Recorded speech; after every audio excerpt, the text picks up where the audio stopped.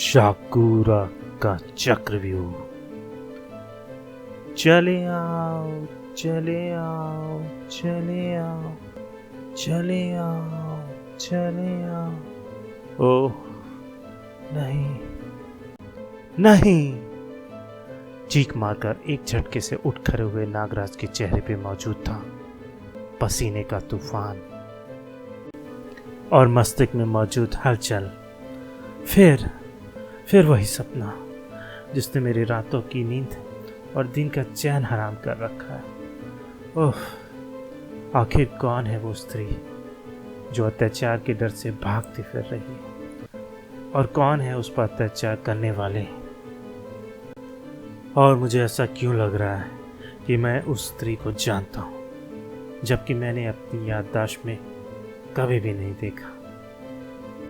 और सिर्फ यही नहीं, मुझे वे मंदिरों वाले सारे दृश्य भी जाने पहचाने लगते हैं, और उन मंदिरों को भी मैंने आज तक नहीं देखा। एक ही बात हो सकती है कि ये सारे दृश्य मुझे किसी भूली हुई घटना की याद दिला रहे हैं। मेरे इन सब से कोई ना कोई संबंध है, लेकिन क्या है वह संबंध, यह मुझे जानना होगा, वरना यह सपना पिछले कई दिनों की भांति आगे भी परेशान किए रखेगा। इस सपने के विषय में जानने के लिए मुझे द्वीप के नाग पंडितों से पूछना होगा, और यह काम कल सुबह ही हो सकता है। आधी रात में किसी को परेशान करना उचित नहीं। नागराज का सोचा पूरा ना हो सका, क्योंकि अगले दिन की सुबह अपने साथ एक विस्फोटक सूचना लेकर आई। गजब हो गया नाग सम्राट, गजब हो गया। क्या हुआ शुल्कट?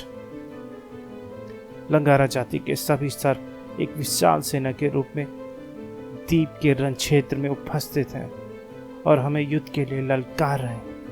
हमारे योद्धा भी रण क्षेत्र में पहुंच गए। आदेश दीजिए कि हम क्या करें। आदेश देने के स्थान पर नागराज रण क्षेत्र की तरफ ही भाग खड़ा हुआ। आओ मेरे साथ। ये लंगारा जाति के सर्प आखिर चाहते क्या है? रण क्षेत्र में पहुंच गया नागराज को अपने सवालों का जवाब मिल गया। विसर्पी की शादी तुमसे नहीं हो सकती नागराज। अगर तुम्हें हमारी मांग स्वीकार नहीं है तो एक भीषण युद्ध की तैयारी कर लो। नागराज की कुछ बोलने से पहले ही नागार्जुन बोल उठा। ये उससे किसे डरा रहा है दोस्त लंगारा? हमें तो सिर्फ नाग सम्राट की आदेश की प्रतीक्षा। फिर देखना कैसे तुम्हारी और तुम्हारे दुष्साथियों की लाशें गिराते हैं। कौन किसकी लाशें गिराएगा ये सब समय ही बताएगा नागार्जुन। अपना निर्णय सुनाओ नागराज। हमारे हाथों में थमे अस्त्र लहू से होली खेलने के लिए तरस रहे। लंगारा जाति के सर्वोत्तम घातक युद्धक है। युद्ध के हर दांव पे इसे पूरी तरह निभाऊंगा। बाकी जाति के सब शायद ही इनका मुकाबला कर सके, और ऐसा हो भी जाए तो क्या द्वीप की जमीन तो खून से रंगेगी। प्रेम भाव से रहने वाले सभी जाति के सर्पों में देश भावना तो बढ़ेगी ही, और ये सब मेरी वजह से होगा। ओह, कुछ समझ में नहीं आ रहा क्या करूं। मुझे इस विषय में विसर्पी और पुजारी बाबा से बात करनी होगी, तभी मैं कोई निर्णय ले सकता हूँ। काफी सोच विचार करके नागराज बोला। मुझे एक दिन सोचने का समय दो मित्रों। मैं कल सुबह तुम्हें अपना निर्णय सुनाऊंगा। ठीक है नागराज, हम तुम्हें एक दिन का समय देते हैं, लेकिन इतना ध्यान रहे कि अगर निर्णय हमारे विरुद्ध हुआ तो इस द्वीप पर सर्प मानवों के खून की नदियां बहती नजर आएगी। इतना कहकर लंगारा अपनी जाति के सर्पों के साथ वहां से चला गया। बाद में ये आप क्या कह रहे हैं नागश्रेष्ठ? इस खुरेंजी टकराव को टालने का तो अब मात्र एक ही हल है पुजारी बाबा, कि फिलहाल मेरी और विसर्पी की शादी ना हो। ऐसा नहीं हो सकता। समझने का प्रयास करो विसर्पी। हमारे इन संबंधों से नागद्वीप पर भीषण आंतरिक युद्ध हो सकते हैं और कई नावों की जान जा सकती है। हम अपने संबंध बनाने की खुशी की खातिर अनगिनत प्राणों की बलि नहीं ले सकते। अभी भाग्य को हमारा विवाह मंजूर नहीं है, लेकिन मुझे विश्वास है कि एक न एक दिन भाग्य हमारा साथ अवश्य देगा। हम उस दिन की प्रतीक्षा करेंगे विसर्पी। नागराज के तर्कों से विसर्पी और पुजारी बाबा को सहमत होना ही पड़ा।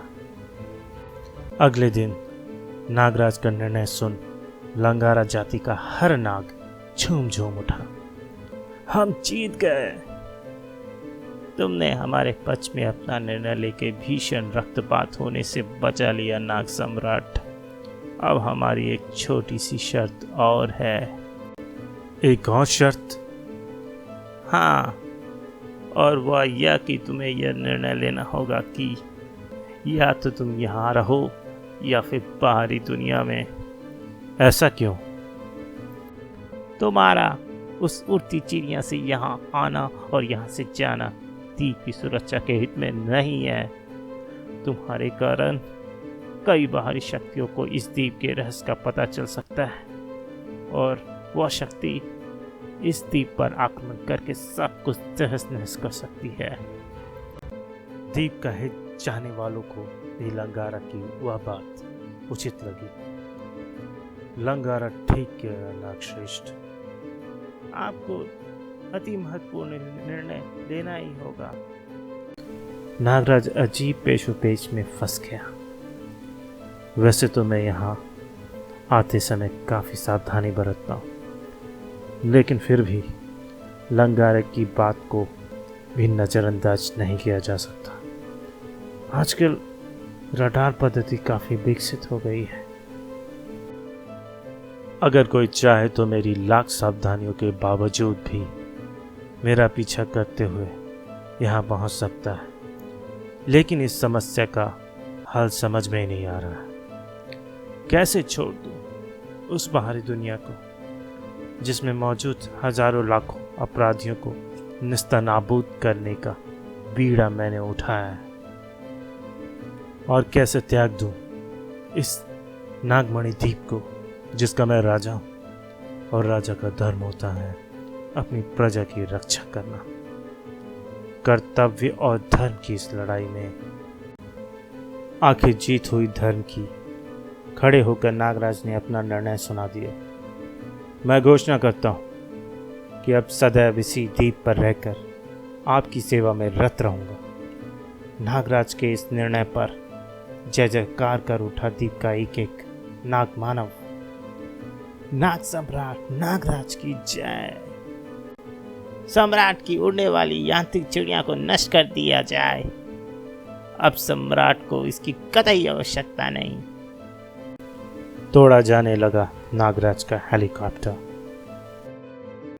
तभी एक नागमानव की गलती से ऑन हो गया हेलीकॉप्टर का रेडियो और उससे यह संदेश प्रसारित होने लगा। नागराज जहां भी हो, इस सूचना को सुनकर कृपया तुरंत बंबई पहुंचे। उसके कारण हजारों की जान खतरे में है। नागराज जहां भी हो, इस सूचना को सुनकर मुंबई पहुंचे। उसके कारण हजारों की जान खतरे में है। अब नागराज चुप न रह सका। हजारों इंसानों की जान खतरे में है विसर्पी, मुझे जाना होगा। नहीं नागराज, तुम यहाँ रहने का वचन दे चुके हो। मैं नहीं गया तो हजारों जिंदगियों का क्या होगा। अचानक नागराज का चेहरा दृढ़ होता चला गया। मैं यहाँ का राजा हूँ और प्रजा की रक्षा करना मेरा धर्म है, लेकिन प्रजा की रक्षा दूसरे तरीके से भी करी जा सकती है। हाँ, मुझे वह दूसरा तरीका अपनाना होगा, क्योंकि मैं सैकड़ों मासूम जिंदगियों की मृत्यु का इल्जाम अपने सिर पर लेकर नहीं जी सकता। अगले ही पल, ठहरो, इसे तोड़ना बंद करो। नागराज की उस घोषणा ने सभी को सत्य की हालत में पहुंचा दिया। मैं नागराज अपनी इच्छा से इस द्वीप के सम्राट का पद को छोड़ता हूं। इसी के साथ मैं सदा के लिए इस द्वीप से चले जाने की घोषणा करता हूं। नहीं नागराज, नहीं, ऐसा मत करो, ऐसा मत करो नागराज। ऐसा करना बहुत जरूरी है विसर्पी, क्योंकि इस द्वीप के निवासी कई चमत्कारिक शक्तियों के धारक हैं।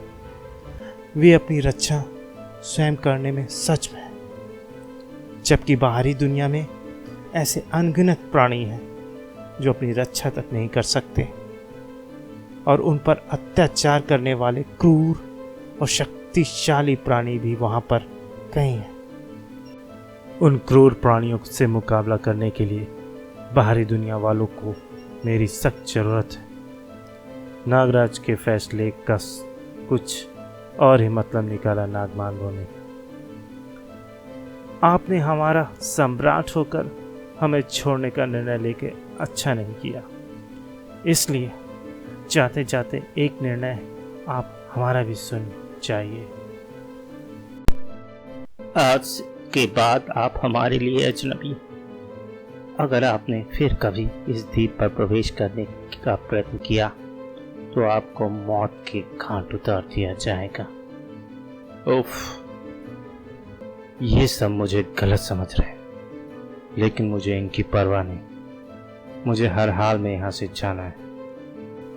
तभी अब मैं तुम्हारे साथ नहीं जा सकता नागराज। नागानंद, तुम मेरा साथ छोड़ रहे हो? हाँ नागराज, क्योंकि मैं इसी द्वीप पर अपने भाई बंधुओं के साथ रहना चाहता हूँ। तुम जा सकते हो नागराज। उफ, नागराज को न रुकना था, सो ना रुका। अलविदा विसर्पी, अलविदा प्यारे द्वीपवासियों। तुमसे सदा के लिए दूर हो रहा हूं, लेकिन मैं इतना निष्ठुर नहीं कि तुम्हारी खोज खबर भी ना रखूं। तभी मैंने जानबूझकर अपने सेवक नागानंद को द्वीप पर ही रहने का गुप्तादेश दिया है, ताकि वह समय समय पर मेरे पास द्वीप के अच्छे बुरे की सूचना पहुंचाता रहे। एक बार फिर रेडियो से फ्लैश होता सूचना ने नागराज का ध्यान अपनी तरफ खींचा। हजारों की जान खतरे में है नागराज, तुरंत बंबई पहुंचो। कौन है वो जिसने हजारों जानों को सिर्फ मेरे लिए संकट में डाल रखा है, और कैसे? संकट, अद्भुत संकट था वो, जिसमें फंसी हुई थी हजारों जानें। समुद्र बिल्कुल शांत है और इस शहर के आसपास कोई नदी भी नहीं। फिर ये पानी बाढ़ का रूप लेके एकाएक कहां से आ गया? मुझे लोगों को इस बाढ़ से बचाना होगा। नागराज तुरंत ही अपनी नाग सेना के बल पर लोगों को बचाने में जुट गया। क्या यही है वो संकट जिसके लिए मुझे यहाँ बुलाया गया है? जल्द ही एक प्रत्यक्षदर्शी से नागराज को पता चली वो आश्चर्यजनक बात। बाबुन ने उस समय रिलीज साबुन के होल्डिंग के पास खड़ा हुआ था। अचानक ना जाने क्या हुआ कि होल्डिंग का झरना सचमुच झरना बन गया और अचानक यहाँ बाढ़ आ गई। कमाल है, होल्डिंग का झरना एकाएक जीवित हो उठा। ये तो ऐसा लगता है जैसे किसी ने कोई परी कथा सुना दी हो। लेकिन ये हुआ कैसे? आश्चर्य में डूबा नागराज नहीं। उसके सवालों का जवाब होटल ओबराय डिलक्स की छत पर मौजूद था। तुझे बुलाने का मेरा मकसद पूरा हो गया नागराज, और मुझे अब पानी का खेल खेलने की कोई जरूरत नहीं। अब तो मैं तुझसे मौत का खेल खेलूंगा।